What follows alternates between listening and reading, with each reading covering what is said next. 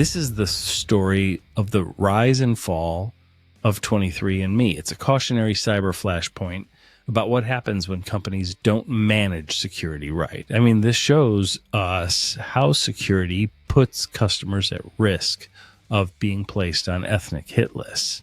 You heard that right. Ethnic hit lists. This is a first on Cybercrime Junkies, and we hope it's the last. Hey, David. Thanks for inviting me. So I hear today's episode is about recent developments with that genetic heritage company, 23andMe. Tell me what happened recently with them.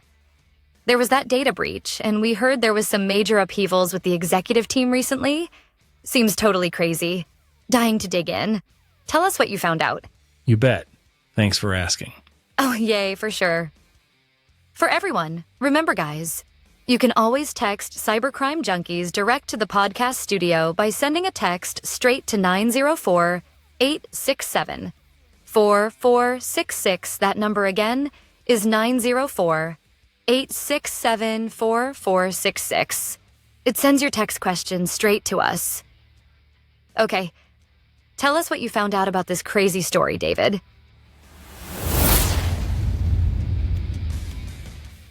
On September 13th, 2024, the once popular genetic testing company 23andMe agreed to a $30 million settlement stemming from a data breach that affected nearly 7 million users. What's shocking here is the security risk places these customers at risk of being placed on ethnic hit lists as the stolen data is being curated, segmented, and sold on the dark web. The next day, on September 14th, every single board member at 23andMe resigned.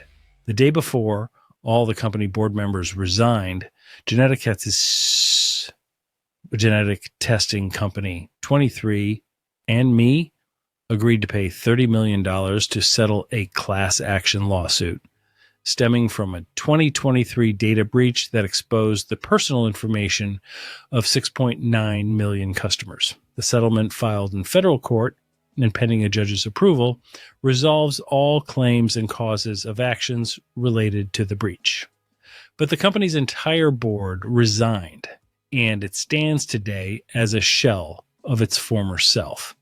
It went from a multi-billion-dollar valuation to one with trading shares less than $1. As pointed out by Michelle Aguinas, head of strategy at Menlo Labs in Silicon Valley, she recently shared how this last week, how every single board member at 23andMe resigned. She did a good explanation of the company. Here, take a listen. Happening here is unheard of. This comes just one day after 23andMe agreed to a $30 million settlement for a data breach that exposed around 7 million users' personal information and genotype data to cyber criminals. Given this recent news, I wanted to share 23andMe's story so we can all be a little more informed on their history and what's going on here. I don't have all the answers, but here's what I know. 23andMe was co-founded by Anne Wojcicki, the current CEO and now sole board director. This all started in 2003 when the Human Genome Project was completed, which successfully mapped 92% of the human genome. This revolutionized the field of genetics and made it possible for 23andMe to emerge. The company was founded in 2006 with the mission of helping people access, understand, and benefit from the human genome. From the very beginning, they collected people's data, which was controversial even back then. They got their initial seed funding from Genentech, and in 2007, they raised a $3.9 million Series A from Google Ventures. It's worth mentioning that Anne had married Google co-founder Sergey Brin earlier that same month. In 2008, they had a huge launch party in New York City and got a ton of press. They started hosting celebrity spit parties, and they got on the cover of New York Times and Wired. Time magazine named them the 2008 Invention of the Year. Their first ever kit cost $1,000, but they were only able to sell around 15 to 20 kits a day at that point. So they continued to lower the price point, and when they got to $99, demand exploded.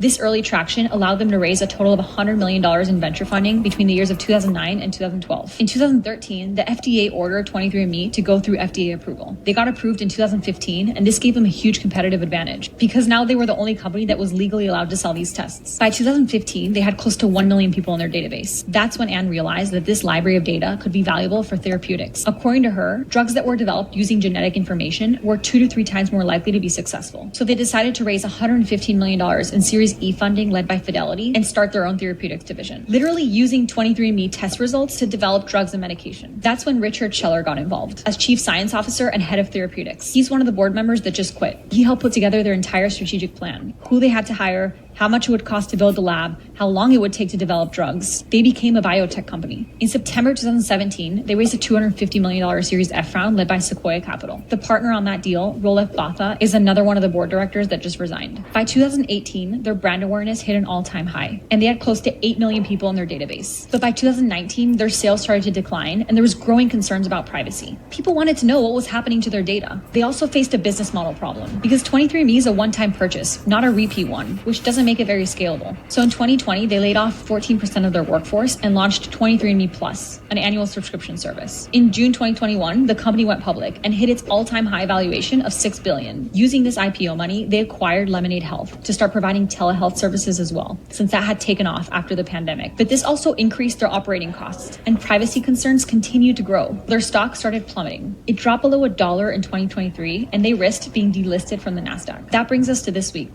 Their whole board just quit. They released a statement telling Anne, quote, "We have yet to receive from you a fully financed, fully diligenced, actionable proposal that's in the best interest of non-affiliated shareholders." And again, this comes following a major data breach. I've personally done a 23andMe test, and I know that many of you listening to this have too. So please consider helping me amplify this message by liking, commenting, or reposting this video. That's what these platforms are here for. I'm Michelle, and thanks so much for watching. As Michelle explained, by 2018, their brand awareness hit an all-time high, and they had close to 8 million people in their database. But by 2019, their sales started to decline. Their stock started plummeting. It dropped below $1 in 2023, and they risked being delisted from the NASDAQ. This week, their whole board just quit.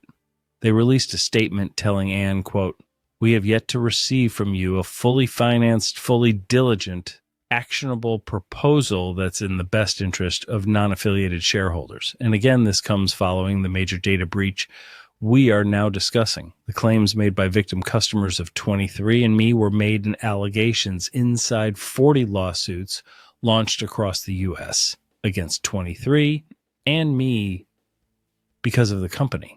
The lawsuits involve 23andMe's disclosure last October that a threat actor accessed millions of users' account information. But as we will see, their disclose was not really voluntary. The company had not done what most experts agree are the best ways to limit cyber attack liability. They had not managed data well enough to detect that threat actors had been inside their systems for nearly 5 months. They hadn't detected it themselves and instead blamed users, using customer login credentials that were the same on 23andMe as they were on previously compromised websites. The hackers accessed various forms of information, from health-related data to ancestry reports. Let's pull on that thread for just a bit before we move on. We have repeatedly shared true cybercrime stories on this podcast and YouTube, showing everyone why they cannot, especially in 2024 approaching 2025, reuse passwords. The dangers and risks are real and expose you personally to costly financial, privacy, and identity harm, as well as reputational damage. But now, listeners, you may be sitting there listening and saying to yourself, come on, man, it is too damn hard to memorize 100 different passwords. And we have answered you and your inner self hundreds of times on how simple it is to solve this problem of how to avoid reusing passwords. Look, are you still reusing passwords? Here's why you should stop. Let me walk you through it. With cyber threats evolving rapidly, data security is more crucial than ever. Reusing passwords can lead to significant risks. If one account is breached, all accounts with the same password are at risk. Once the app or website is breached, then your password is for sale on the dark web and considering many people reuse their password hundreds of times, the risks of a threat actor hacker, finding your great password online is extremely high. They can then log into any other site and impersonate you online. They can take control over your entire digital life. This exposes you a simple hacker tactic of what's called credential stuffing. Credential stuffing is where attackers exploit reused passwords to access multiple accounts. What is also a problem is that reused passwords make it challenging to identify compromised accounts. For example, in the most recent Uber breach, as well as in the 2020 Twitter breach, attackers used reused passwords to access high-profile accounts, leading to significant privacy and security issues.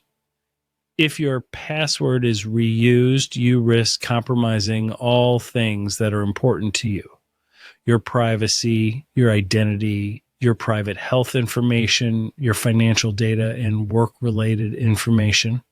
To help you, we have many no-cost reference resources. You can download our take-home resources available on our website at cybercrimejunkies.com and find ways to use a password manager, create long and complex passwords, and update them. Right now, circling back, how the company handled the data breach was less than ideal. Specifically, the company actually blames you for the breach, rather than taking accountability for their own alleged negligence in maintaining proper security measures of your data. 23andMe actually blamed users. They blame you. They blame you for reusing your passwords. They say your reuse of passwords exposed them to credential stuffing. The company claims that your actions of reusing your passwords makes them available for sale on dark web forums. While technically or factually correct, it's not the whole story. Not only was it a terrible approach to take when a data breach happens, because failing to take accountability destroys credibility and trust in a brand for most people, it was a disgraceful approach to take. We read about many in the industry saying this because they allegedly failed to have in place basic cyber-secure design. Security by design means the platform code is designed in a secured manner. This is critical when hosting a platform and profiting off the general public.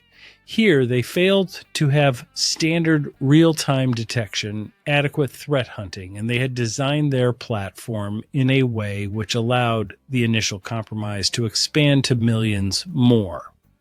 Here is what we mean. The threat actors initially breached only about 14,000 or 0.1% of the company's user profiles with the credential stuffing compromised credentials. Less than 0.1%. That is 0.1%.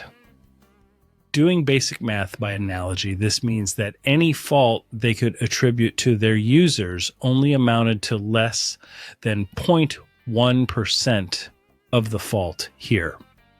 The major fault, it seems, is that hackers were able to access millions more accounts through the design of their platform. Specifically, their platform had a DANE called DNA Relatives, a feature that users can opt in to utilize to be able to connect with others on the platform who share their DNA. This allowed the threat actor hackers to see geographic and demographic information, photos, and further ancestry data of millions of people connected in any way to the 0.1% of the initial breach. That failure to secure by design their platform from the beginning is what made the initial compromise exponentially worse. And here is a sample true crime story showing you what we mean and the risk of harm this company subjected real-life U.S. citizens to. Rewind 4 years ago, and a man living in the United States, we will call him JL, decided on a whim to send a tube of his spit to the genetic testing site 23andMe in exchange for an ancestry report. JL, like millions of other 23andMe participants before him, says he was often asked about his ethnicity and craved a deeper insight into his identity. He said he was surprised by the diversity of his test results, which showed he had some Ashkenazi Jewish heritage. JL said he didn't think much about the results, not until he heard about the data breach and the hacker going by the pseudonym Golem. You see, Golem had offered to sell the names, addresses, and genetic heritage. That's right, the names, home addresses, and genetic heritage and similar data for all Ashkenazi Jewish heritage people belonging to the 23andMe data breach. In a split second, suddenly, JL worried his own flippant decision to catalog his genes could put him and his family at risk. I didn't know my family was going to potentially be a target, JL said. I may have put my family and myself in danger for something I did out of curiosity more than anything. JL, who asked to only be identified by his initials due to the ongoing privacy issues, is one of the plaintiffs listed in the class action lawsuits against 23andMe. Plaintiffs claim the company failed to adequately notify users of Jewish and Chinese heritage after they were allegedly targeted. The lawsuit claims hackers placed those users in specially curated lists that could have been sold to individuals looking to do harm. You see, here in America, we may not think much about people knowing publicly our genetic heritage, but that's not the way 80% of the entire rest of the planet operates. Most Americans do not value their privacy and private data, but that is not the case in the rest of the world. There is recent history and experiences that hundreds of millions of people around the world have had. Involve genocide, prejudice, discrimination, and extermination, all based on one's genetic heritage. It's literally the most important thing someone needs to keep private for their own safety. And what did 23andMe do? They blamed you. They blamed you for reusing your passwords. They didn't exercise standard security measures, and they again blamed you. All while the truth was something entirely different. You see, in cybersecurity, you must own it. Take accountability. If a breach happens, admit it. Then the chance is yours. The chance is yours to show you did everything reasonable under the circumstances. You see, a company can't completely be blamed in the minds of its customers if they take reasonable care to protect the precious private information they hold on to. They have a duty to exercise reasonable care to protect your data as a customer. If you, as a company, do this, customers will continue to trust you. After all, a criminal cyber attack is an intervening criminal act. And so long as you show you were doing the right things when it happened, we continue to trust you and trust your brand. Remember, trust, after all, is a feeling regularly. What's just as important is that by taking accountability followed by demonstrating you exercised reasonable care, you can avoid what happened here to 23andMe. They blew the chance they had that any potential reputational harm would be inoculated, but not for 23andMe. They did not exercise reasonable care, according to the allegations in the 40 lawsuits, and they did agree to pay $30 million in response, all after blaming their customers. But the truth always comes out, and the truth can hurt.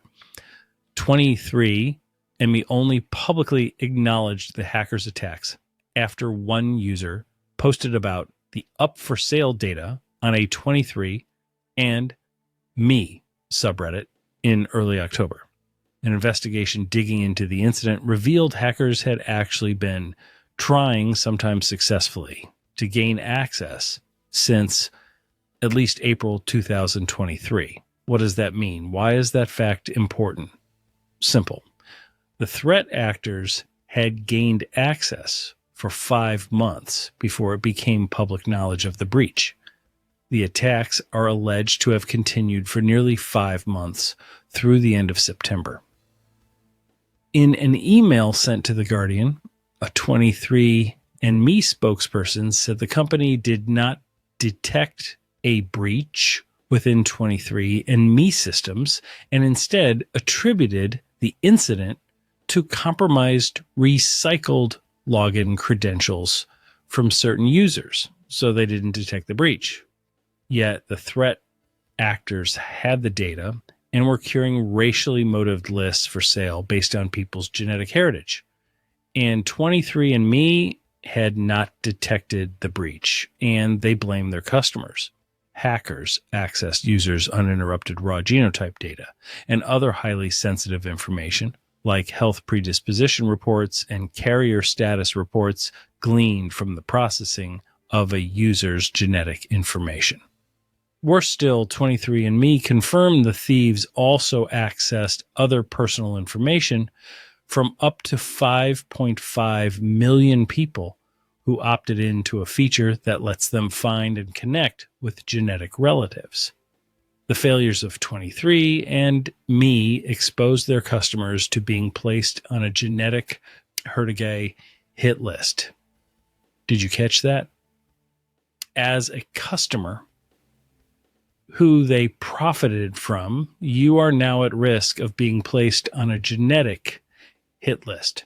In other words, hackers who gained access to a user's account via the compromised passwords were also able to suck up data about potential relatives. The optional feature gives users insight into a variety of data points, including their relative's name, their predicted relationship, and the percentage of DNA shared with matches. It can also include an individual ancestry report matching DNA segments and uploaded photos. Eli Wade Scott, one of the attorneys representing JL in the class action lawsuit, said these allegedly ethnicity-specific groupings could amount to a hit list. Multiple attorneys and genetic privacy experts say the company should have seen such an attack coming and done far more to safeguard this highly sensitive, intimate data. You shouldn't be able to do an attack like this over the course of months and have nobody at 23andMe notice, said Wade Scott. Barbara Prainsack, a University of Vienna professor for comparative policy, was herself a 23andMe customer. She said the company had a long time to protect itself and to establish data breach protocols. 23andMe, she said, seemed to have done neither. This is almost a textbook case of how things should not be done. She added that blaming consumers for their own relatively minor security lapses is morally and politically very dumb.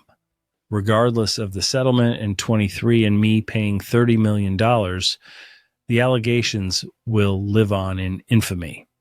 As the JL lawsuit filed by Wade Scott reads, 23andMe lied to customers about how it would protect their data, failed to reasonably protect their data in accordance with industry standards, lied about the scope and severity of the breach, failed to notify its Jewish and Chinese customers that they were specifically targeted, and in the end exposed them to a host of threats and dangers that they'll never see coming.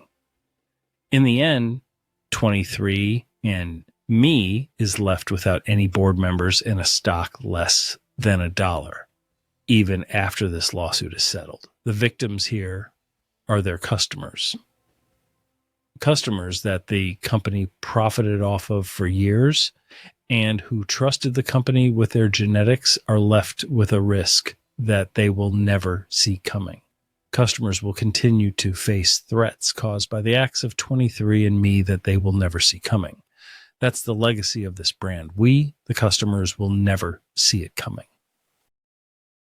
That's a feeling that is hard to get past. We thank you for that. 23andMe, enough said. Holy crap, David. Great story you shared, but wow. That was a lot. I personally, I don't know. This makes me furious. I regret ever being their customer. I totally regret it. Yeah, I totally understand. Feel the same way. Enough said. Well, that wraps this up. Thank you for joining us. We hope you enjoyed our episode. The next one is coming right up. We appreciate you making this an award-winning podcast and downloading on Apple and Spotify and subscribing to our YouTube channel. This is Cybercrime Junkies, and we thank you for watching.